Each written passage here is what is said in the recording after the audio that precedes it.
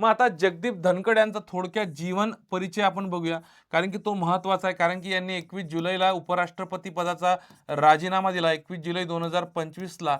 आता हे 14वे उपराष्ट्रपती होते, लक्षात घ्या. 14वे उपराष्ट्रपती होते. मग त्यांच्याबद्दल जीवन परिचय माहित पाहिजे. बघा, यांचा जन्म हा 18 मे 1951 ला किठाणा, राजस्थान राज्यामध्ये जन्म झाला होता. यांचं शिक्षण जर बघितलं, त्यांनी BSc LLB केलेलं आहे. 1989 ते 91 या काळात हे लोकसभा सदस्य राहिलेले आहेत. यांचा मतदारसंघ होता झुंझुनू नावाचा मतदारसंघ होता.